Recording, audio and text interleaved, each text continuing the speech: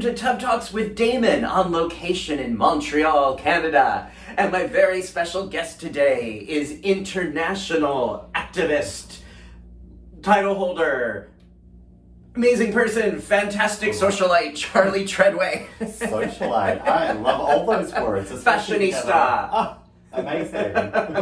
Well, it is so good to see you again. Thank you for joining me in the tub.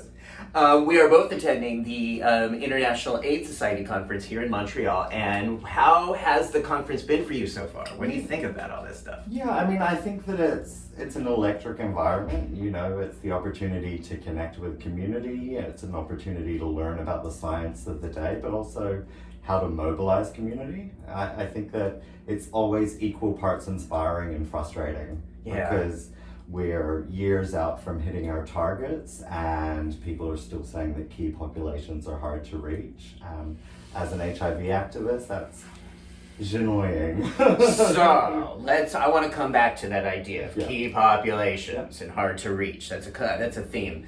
Before we do, I want to ask, first of all, I want to debut our new duck, because we're in Montreal, and for those who don't know, Montreal has one of the, if not the world's largest rubber ducky store here, and so I really encourage people if they're going to enjoy Montreal, and I got the new Freddie Mercury duck to go with my mustache, debuting in your honor for you. In case you couldn't tell the difference, and also because Freddie Mercury was so beautiful, so bold, so powerful in his energy, which I see you presenting in social media as well. Yeah, I've tried. So let me ask you, what do you like most about your body? Yeah, I mean, bodies are a fraught thing, but I like my legs and my butt. Okay, what do you like about your legs and your butt? I'm built like a giraffe, so they're long, and I walk around with purpose and put some swivel in my hips. So yeah, that's usually what people notice first. You have like kind of a swagger. Yeah, I do. Yeah. You've always got to walk like you're on a catwalk. Yes. Especially at these conferences. Because they can be a little bit dry. So I mean, the other day I was in bright orange flares and just like walking around like I own the place. It's good times. Well, and I also find this is a conference where masks are required. Yeah. And I can't recognize people with a mask on unless they have significant characteristics like you or some people around here. It's like, oh, that's that person. Yeah. So I think in order to really make sure people know you, because a lot of us don't recognize faces with it covered. You have a way of standing out. You have a way of being the Freddie Mercury. It's like, who else would dress like that? That must be Charlie. Okay, so this idea at these conferences, let's start with that idea that these key populations in the US, they often call them vulnerable communities, are so hard to reach. Why is that problematic? Well, I mean, it's problematic because communities are literally putting their hand up and waving and like, here I am, please take fucking notice of me. And yet funders or researchers aren't allowing sort of self-determination. They will have people living with HIV or people from key populations or core groups in the response, and they'll put one of them on a panel, and it'll be usually in the most tokenistic way, as opposed to realizing that we're all the experts in our communities, and actually the best possible outcomes or to move the dial is to actually just wind us up and let us go. What does that look like at a conference like this? Yeah, I think it's about realizing that we are so many years on from the Denver Principles and concepts of meaningful involvement of people living with HIV, or meaningful involvement full stop of any kind, it's a concept that's been around since the 90s, so why are we having to force our way onto panels, or why are we having to storm the stage to make our voices heard? And, you sort of have to ask yourself that if you're saying the same thing every conference, then maybe the issue's you and it's not the key populations that are invisible. Okay, so if we're trying to do the same thing over and over again, expecting different results, then that speaks to the people. And just, I think that the most powerful thing about being a person living with HIV or being a queer person or any of this is when you connect with your peers and people that have similar lived experience to you, and like how much that enriches your life and improves your quality of life, and how exciting it is. Yeah. And inspiring too. So campaigns led by design fronted, that's the way to go. Yep. At conferences like these, it is very, the echelons are clear. It is the haves, the knows, and the don't knows. Yeah. It is very much, to me, supporting the echelons of privilege, of academia, of investigative researchers, and they're the ones who kind of present data with usually like a monotone, and leave out anything to do with human energy, joy, sexuality, pleasure, and because those aren't professional. Yeah, and also, these concepts that information can't be understood by community. It's not actually about that. It's how you disseminate community. It's you get people that are working in social media or comms, and you allow them to distill the information and deliver it in a way that cuts through the noise and connects. Like to be making decisions from 30,000 feet above, or to be sitting up on your pedestals and, not thinking that the research you're doing that's about us needs to be communicated to us properly. Right. Yeah. Yesterday, there was a session about doxycycline to prevent sexually transmitted infections, gonorrhea, chlamydia, syphilis, and they wouldn't just say the information. And I even got up and asked. She still wouldn't say the information that I was asking for. Eventually, Gus Carnes, beautiful Gus, wrote an article that clarified, and I actually posted something that turned out not to be correct. But he was the one who said, look, this is what they're saying. Yeah. And I'm glad Gus did. So here's just, since we're going to talk about this, the results were, they broke it down. People who were HIV negative on PrEP and people living with HIV on treatment. Yeah. Amongst that group, chlamydia rates were reduced by 88% for people on PrEP, 77% for people living with HIV. Syphilis was reduced by 88%. And we've got to reduce that. And that was huge, 88%. I mean, imagine syphilis. And for people living with HIV, I believe it was, I think that was 77%, 74% were people living with HIV with chlamydia. Yeah. And then when they talked about gonorrhea, again, this is thanks to Gus, that we're going to understand this as a community, that they said people who were on PrEP were reduced by 55%, not as high, but still significant. And people living with HIV, the rates were reduced by 57%, a little more. Yeah, but I mean, it's also like a realization that like people on PrEP and people living with HIV are some of the most health literate and engaged in sexual health and testing and all the things that are really important to move the dial on like notifications of STIs. And like actually if you even tie it to sort of U equals U, things that we knew anecdotally or from community use well before they were willing to like say this is the science. Right. Well, that was another example. So again, like why didn't the researcher just say what the facts were yesterday? And so that consumers could get it. Yeah. I mean, again, I'm really grateful to Gus, but why weren't the researchers the ones giving the data that the consumers needed to hear in order to make more informed decisions? Same thing with U equals U. So you mentioned the Denver principles earlier. And the Denver principles said in 2007 that the science was there to support. Well, 80s actually in that conference. So it was like right at the beginning, one of, the Denver principles were at an early gay and bisexual men's conference. And people that were living or really in that period in time dying of AIDS sort of said that you won't actually talk about us like we're patients. Occasionally we may be, but we're more than that. And just these things of self-determination and realizing that you're the experts in what your needs are, what it means to be living with HIV. And I think that these lessons, if you apply it to like sexual health, if you apply it to people that are taking doxy PrEP, like we do the legwork. We're experts in what our risk factors are and how to mitigate those. And so just having the information at our disposal and communicated in a non-judgmental way, how powerful that is. Right. And to say what the truth is. Yeah. So that is what the U equals U movement does so brilliantly. Now, at a conference like this, it's acceptable in the academic privilege echelons to say U equals U. 8 years ago, that was not the case. 8 years ago, Bruce was considered troublemaker. The U equals U folks were considered trouble because they were trying to tell consumers the truth about living with HIV, that if one is undetectable, they cannot transmit HIV. But the researchers refused to use that language until very recently.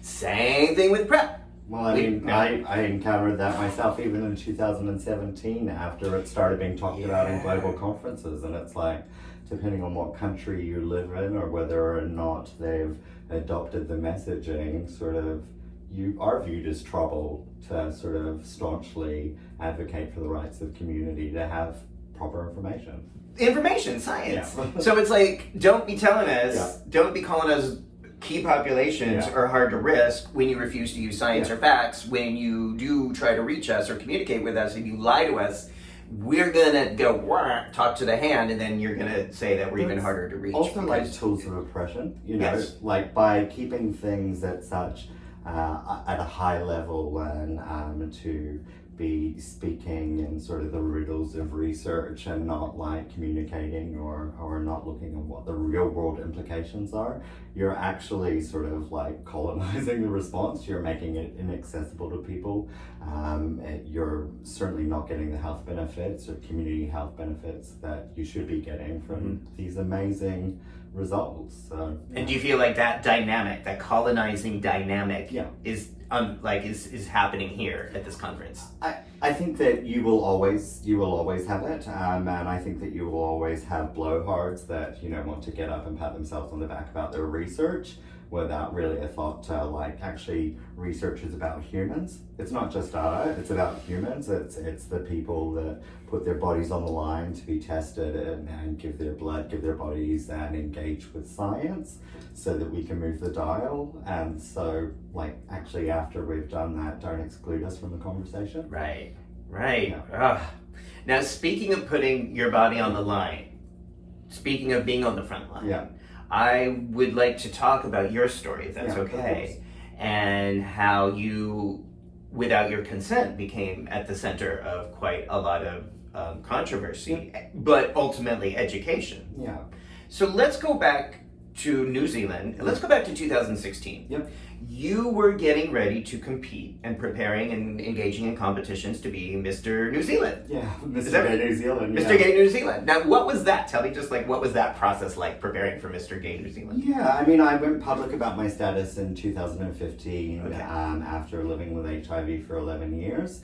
Now that was up to you. Did that voluntarily? I did that voluntarily. Oh, okay. So in 2015, you openly decided to share your HIV status. And then I thought... Did you know about U equals U at that time?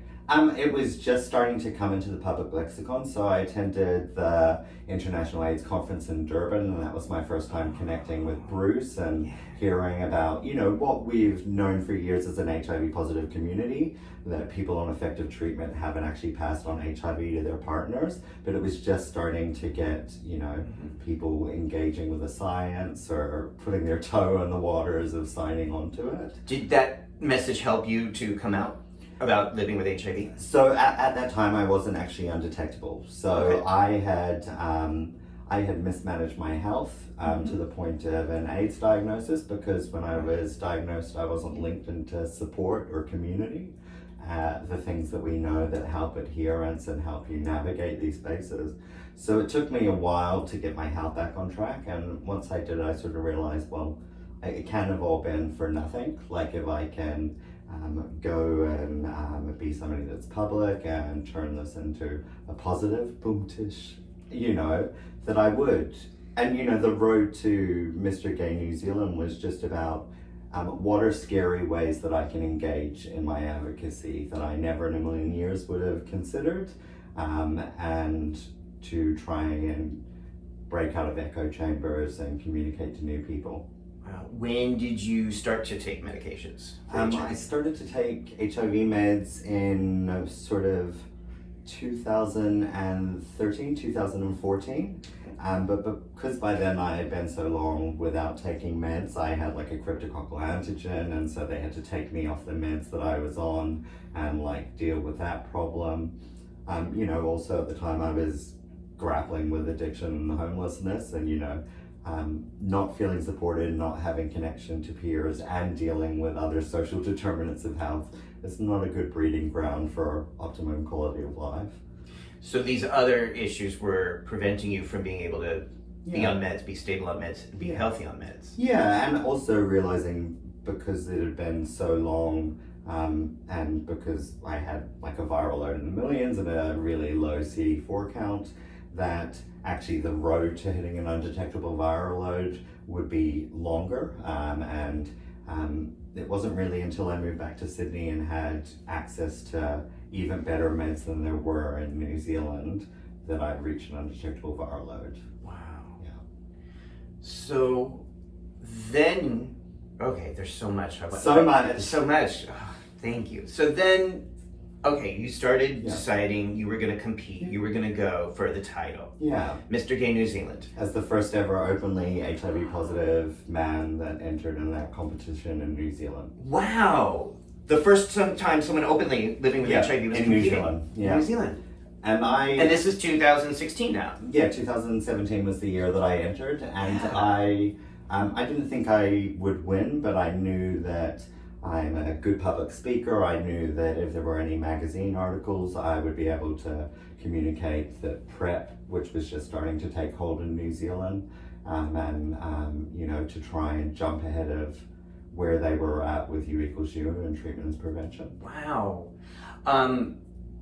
I just totally forgot what I was going to say. So what was the process? You said there were interviews, there were what did the competitions look like? Yeah, I mean, around the world, I'm sure in some beauty pageants, that's the focus really in its entirety, being able to walk in a swimsuit and chew gum at the same time. But like, did you? No, well, I had to at Mr. Gay World, but in New Zealand, what they're looking for is people that are actively engaged in community. So are you trying to lift up the LGBT community? Are you engaged? What sort of advocacy platform do you have or want to have? And I was like, well, I already have one. Let's just double down.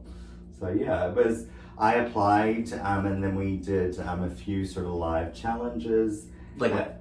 Like we had to do a big written essay, we had to do a public speaking component, an interview round, we had to fundraise for the local HIV organization. Wow. And I swept every single category. Wow. So there's service involved, there's Yeah. personality, and there is a swimsuit competition. Well, not in New Zealand, but there is at Worlds. So they're not, it wasn't even about your body. It wasn't even about that. Okay. No. It was just about service and being a good human being? No, it was about the pecs that the other people would have won. It wasn't me. Okay. Yeah. So you engaged in this competition. Yeah. You did it openly as a person living with HIV. You rocked the whole thing. And it was really supportive actually throughout Yeah. the process. And it wasn't until I won that somebody... That's where we're going. So February 2017, Yeah. you win. Victory. Yeah. Were you surprised? I was. It's funny. We just talked about like what I know that I'm good at and what they were looking for. And I thought that, there is a chance I'd do very well. But I thought that there's public voting involved. And I thought there was a limit to how much the public would accept or stand with or support a person living with HIV. And the results were really, really gratifying. Like the community sort of got behind me until they didn't. Oh, wow, okay. So you win and you have this moment, and almost immediately, or within what period of time? A day. Within a day, Yeah. something very personal, very private, Yeah. was blasted publicly on social media. Yeah. Talk about what So happened. somebody that I had a disagreement with and removed from my Facebook friends sort of said, oh, well, I'm going to ruin you. And so they took screen captures of my profile on BBRT, Bareback Real Time. And they were like, I'm going to send it to your employer, the New Zealand AIDS Foundation. I'm going to send it to the media, Gay New Zealand, but also the New Zealand Herald. And I'm going to ruin you. And I was like, okay, go for gold. Well, what did that feel like? Pretty shitty. I mean, obviously, like in my profile, plain as day, it said, look, I'm HIV positive, I'm undetectable, I am willing to have unprotected sex with people on PrEP or other HIV positive people. At no point was there advocating for condomless sex. Let's face it, condomless sex doesn't need to be advocated for. Yeah, It's happening. That's how we all got here, It's folks. happening. Yeah. Yeah, it got me in the bathtub. So, but it just felt like really an invasive procedure, and it also, that the media even picked it up, that it was even a news story, just felt really ridiculous. And yeah. I couldn't and still don't understand that. Pause Magazine, still. I just looked at it before we did this interview. Pause Magazine still has a tabloid exposition about you. Yeah, it was global. It's still there. And I can't understand that at all. Yeah, I mean, and the thing is that actually, if you look around the world, U equals U is starting to be communicated. It wasn't in New Zealand because they were afraid that they would lose their sort of strong wins with condom campaign messaging. Like the focus was primarily on condoms. They had just started to introduce PrEP and they weren't quite ready to support U equals U. And so in essence, I forced their hand. Mm-hmm. But in the interim, I was sort of hung out to dry. I was vilified. Global press picked up stories and just having to, it was the first time getting pushed back in my HIV advocacy, which really I spoke with Peter Staley and he goes, well, actually, if people are messaging you and telling you to kill yourself, you must be doing some successful advocacy, but it doesn't feel good. I think the thing that got me through it was knowing that I was right and that actually the New Zealand Herald had no idea about science or what actually was going on like in the HIV prevention landscape, and that like the audacity of telling me that I was like going against scientific consensus. And it's like, well, actually I go to international AIDS conferences every other year and like, you're wrong, I'm right. Yeah. Did you lose your job? I was being made redundant at the same time, so they felt it really easy to just sort of hang me out to dry. I mean, they did they did like a little message of support just saying, oh, it's in line with science and, you know, it's his personal life. But, you know, the National HIV Organization in New Zealand should have, if they were smart, just sort of said, hey, this is the science. We will stand with U equals U. We will stand with Charlie. And they just half-assed it. And I think that the funny thing is that 1 year later, the Prime Minister Jacinda Ardern is talking about U equals U. They're wholeheartedly supporting it. And, you know, all I was left with was sort of a sense of bitterness that, like, I put my neck on the line for it and then now they want to own it. And nobody really owns U equals U apart from community. Right. So details about your sex life were being used to try to harm you and exploit you, and then was picked up by the media that perpetuated and just to really make the win, invalidate the win, or invalidate what I was trying to do with HIV advocacy, and portray me as somebody that was dangerous or was not open about my status or was sort of being risky. But was your title ever in question? No, it's funny. I sort of offered to hand the title back, sort of said no, and the pageant organizers stood with me 100%, and they were like, actually, you entered in this competition for advocacy reasons, so let's double down and let's go for it. Good. Fuck 'em. Good. Yeah. What did this kind of experience do to your mental health? I mean, it's funny, my automatic sort of response when I'm challenged like that would be to fire up, but because it's in the media sphere and I couldn't inadvertently make things worse for my community, I had to really, really calmly and be quite sure about how I was navigating the media landscape. And so that was hard. I had to get mental health support for that. But actually coming through it and coming through this sort of sense of bitterness, I sort of realized that like I don't think I'll ever reach the heights of what I achieved in that time. It didn't feel good in the moment, but I was really proud of how I handled it and with real sort of grace under fire. And usually I'm not known for my grace or being able to gently speak politically and not be a rabble-rouser, but I managed when it counted, so.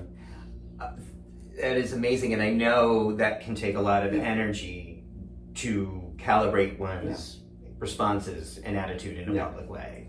Yeah, and it's also realizing that, you know, how the media forced my hand. They sort of said, look, we're going to print with or without you. And I was like, well, like hell are you going to get to set the narrative? So, like, yes, you will be interviewing me. Yes, I will have my sound bites down. And, nobody's going to publish without me. I'm not going to let you do a salacious expose without a really meaningful quote from me. Were you able to adequately sleep during this time and eat? Or I mean, yeah, it's funny, for me, a big motivator is that actually the only person that gets to win at my life is me, and so I'll get through whatever I need to in the moment, because by virtue of doing this very public competition to represent people living with HIV, there was just no choice in the matter, so let's just get down to business. Wow, thank you for that. That's you know, a lot of times we choose our role in life if we choose to be advocates for social justice or choose to be activists, but sometimes we don't get a choice. And I have so much gratitude and admiration for people who are pulled into this, sometimes against their will. Or certainly to that level or that sort of experience. Like, you know, it's one thing to be public on social media or in a campaign. It's another thing to be thrust into a global spotlight and having to deal with a minefield of, like, you know, worldwide media. It's a violation. I mean, I talk about sex a lot. But that's a choice. Like, I consent to that. I agree to that. I can't begin to think about what it would feel like if that choice was taken away from me. Also, you know, the fact of the matter is that the media published a story from somebody that shared profiles from a barebacking website, which means that they themselves were on a barebacking website. Like, just question your choices. It's not like this moral panic. This is somebody being vindictive. Like, is this news? No. Okay, so this all throughout 2017 was what you were dealing with. I'm just going to adjust a little. Without knocking the picture. We're going to adjust without knocking our wonderful background. And then what? So this all happened, and then you kept the title, and then what happened in the life after your life? I sort of knew that I couldn't stay in New Zealand. I still have... Because of this? Well, not because of being forced out of New Zealand, but I knew that in terms of mental health, this had quite a toll on me. I was angry, and so in my dealings with the New Zealand AIDS Foundation, they weren't healthy. You know, there was residual bitterness from what I went through, and a residual hurt. And this is where you were working. Yeah, and it's just, for a small country like New Zealand, it's not healthy for myself. It's certainly not healthy for a community. So I made the choice to move to Australia and you know, start work at the National Association of People with HIV. Because even though that was challenging and frustrating, and even though at times when, and as you well know yourself, where you might feel burnout or a little bit wrung out by navigating in these spaces, it asks a lot to be transparent and vulnerable. I'm in it for the long haul. Like, there's no getting rid of me. Occasionally I might need to leave the situation and, you know, focus on self-care and move to a place actually that maybe was a little bit more progressive or a lot more progressive at that time, and focus on different areas of advocacy. And that's your work now, is focusing on advocacy. You're in Sydney? Yeah, I'm in Sydney, and I work in community engagement and social media. And, you know, we talked at the beginning about, like, disseminating this high-level information. And so working for a national organization that's engaged in policy and research, it's really been all about that. Like, how do we take these press releases? How do we take these findings? And as a person living with HIV that runs the social media department, I word it from community to community. And, you know, that way people can get a handle on science, hopefully, and that we can meet them where they are and give them the information they need. Love that. And that, again, I love social media. I know, especially these days, it gets a bad rap, and certainly the things that happen to you are reasons not to like social media. It's a tool. But in many ways, it's an equalizer, because what used to happen in the 90s and the early aughts is that these conferences would occur. No one could get the information, or maybe some reporters would put it in a local newspaper, but you wouldn't really have access to the data, the facts. Social media allows you and allows me and anyone here with a phone or a camera to capture the information and then share it with our communities who need to hear the message of you equals you, of Dotsy Pep, of everything, all the new stuff with prep we're learning. Because otherwise it would stay in the privileged echelons of these walls. It's also realizing that it's not actually a junket. If you're not here and you're not activating all of the channels at your disposal to put the information you learn out in the world, what a wasted opportunity. Yeah. It's not just for you to hoard information or gatekeep this information. It needs to be shouted from the rooftops. Yeah. It needs to be accessible by all, or else we're not going to move the dial, and we're not going to hit our 2030 targets, and we're not going to be able to do any of these sort of things. Exactly.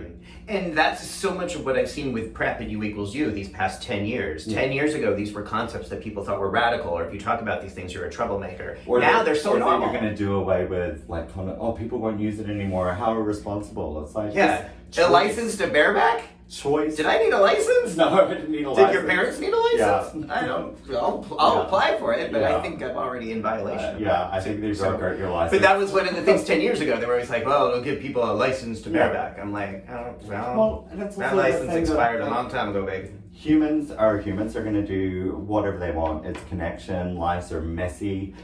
Mistakes or just needing connection or needing a release through whether that be drug use or any of the messiness and complexity of everybody's lives as human. And so it's not about coming from a moral place. It's not about trying to gatekeep information and control the narrative. It's really about like communicating what you've learned so that people can make informed decisions, and hopefully they're linked in with trusted sources like yourself and with community groups that they trust and their peers, which are always a really great sort of source of information because anecdotally we've been living it and knowing it for years. But nothing should be like information stored up in the clouds, for rulers on high. Right. So 2020, COVID hit. Mm-hmm. It hit Sydney pretty hard. Yeah. What was that like? I mean, it's weird. It's obviously difficult because as human beings, we need connection. It's really important to quality of life. And so to actually have the communication be about socially distancing instead of physical distancing and social connection was challenging. And, people out of work, strain on infrastructure and what have you. And personally, on mental health, it was a challenge. But also realizing that COVID gave us an opportunity to be really collaborative and really nimble. To do a bit of research looking at the impact of COVID on HIV positive people in Australia, and from that findings to deliver a program in the space of 4 weeks that in the post-evaluation sort of showed that we were helping people's resilience through COVID and that we were sort of helping their mental health by having an online space for connection. And to do that with all other HIV organizations in Australia supporting it. And it's sort of like, I think often we operate in our silos, and things like COVID, sort of the silos go out the window, let's just get to work. Yeah.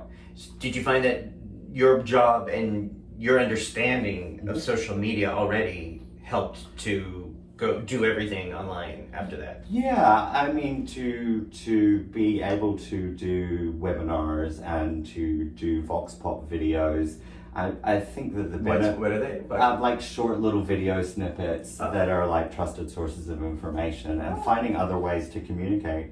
I mean, the HIV landscape is lucky in that we know about epidemiology. We have experts like the best cure researchers, the best vaccine scientists already on tap working on HIV.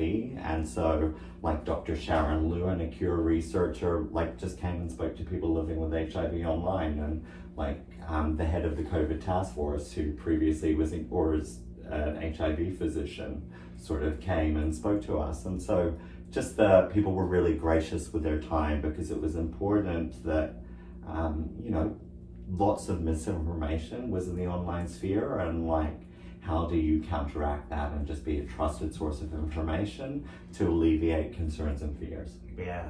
So your ability to navigate social media and be a credible and a challenge source. too. Yeah, but you're also, I think, seen as credible and trustworthy in the community. That also, I mean, that's fair to say, right? Yeah. You paid your dues. Yeah. People look up to you.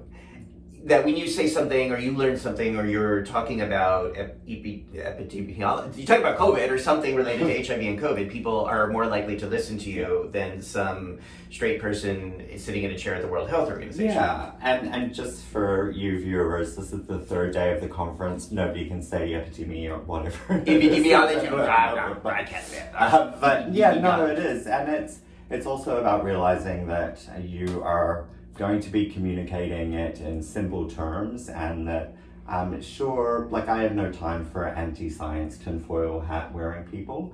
I can understand sort of ambivalence or reservations you may have, and I'm open to having the conversation if you're open to maybe moving the dial on knowledge.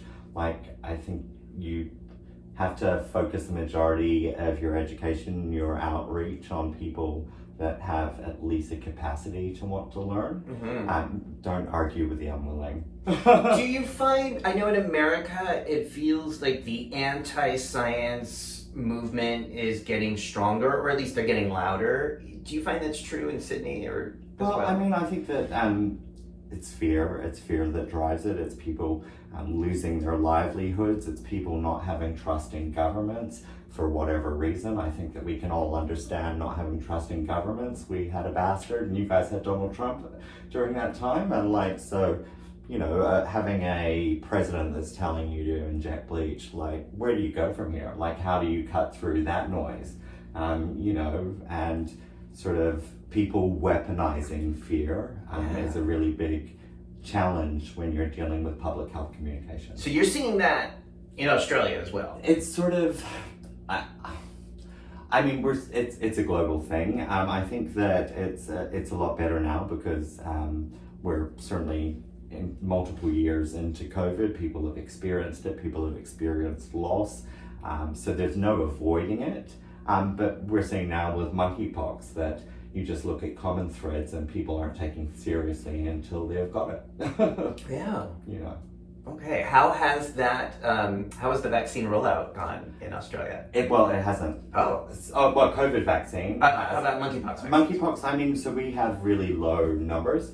So we've only maybe got a few sort of cases. Really? Yeah, and so it's not really prevalent in community. So we haven't started vaccine rollout. Okay. I was quite glad to be here, and just the ease to just walk in and get vaccinated, and to see you. And I saw you there. Yeah. And by the way, it took me a while to recognize you, because again, the masks. We were all wearing masks at this clinic. Yeah. We were all getting, it's like the monkeypox vaccine clinic here in Montreal is very popular. Yeah. Except I can't fucking recognize anybody. Yeah. So if people are saying hi to me, and they're like, oh yeah, but again, because I was like, oh wait, that is definitely.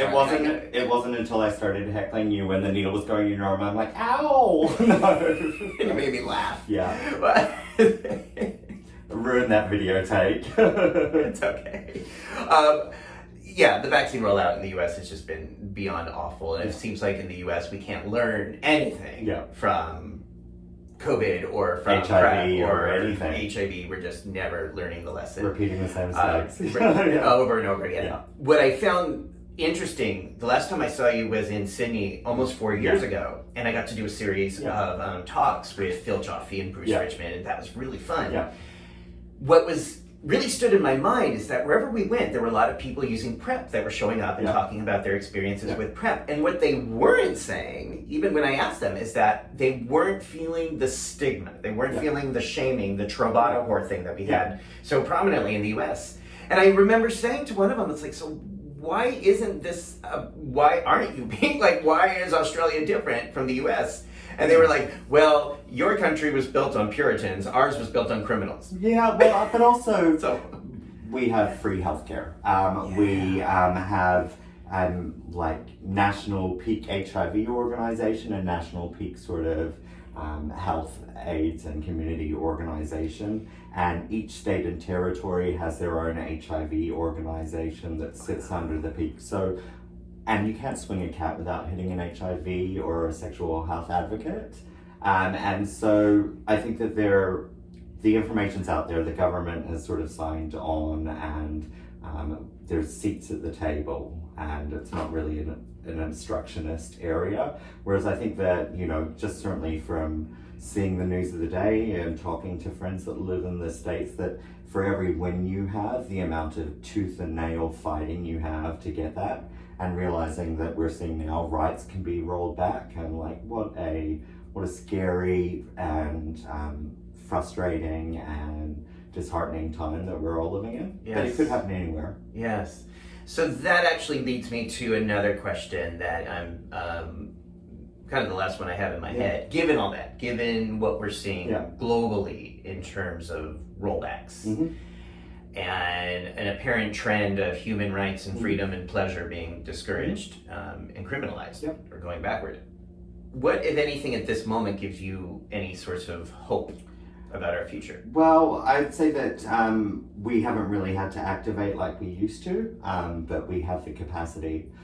So the hope for me is that governments may roll things back, and governments may try and take away rights and pleasure, but we're just not going to fucking have it.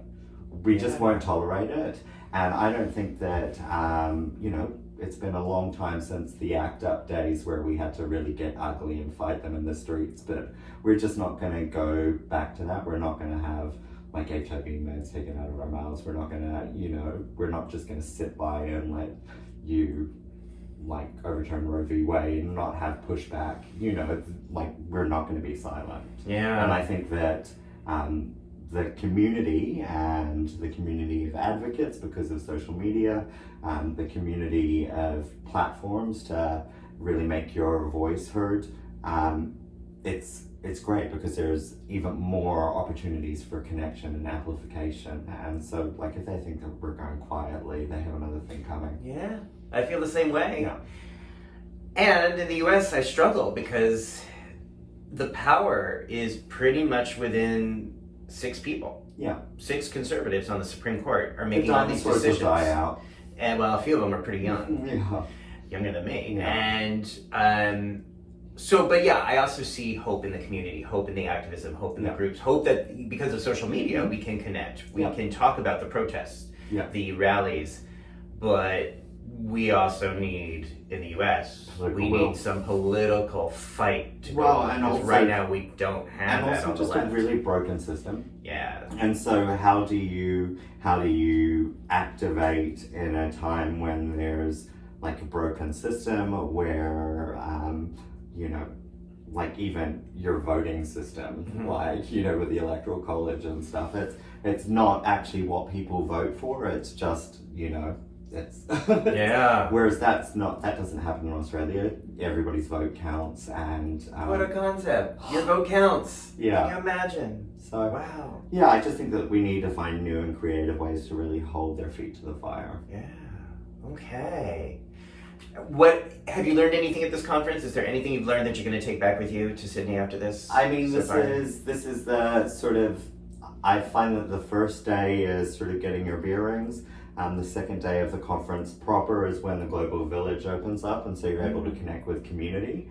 And for me, sure, the science is out there, and like the doxy prep, and these sort of revolutionary things, but I think that I will learn a lot, but I'll learn it in the global village from my peers and from community around the world. Love that. Okay. Charlie, I want to thank you. Thank you for taking time during the conference to come sit in my tub, Relax, hang out with me, relax, enjoy, and for just meeting these challenges that you have faced with so much dignity and so much grace and integrity, and just, you know, not letting the haters win.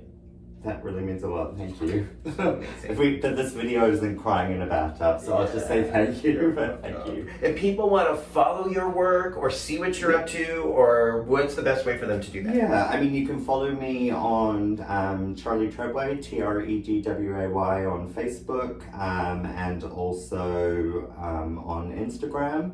And you can follow the National Association of People with HIV Australia to look at some of the work we're doing or the communications I'm doing, like things like the breastfeeding guidelines for people living with HIV, you know, like community accord on quality of life, some really progressive stuff that can maybe be utilized in communities around the world. So yeah.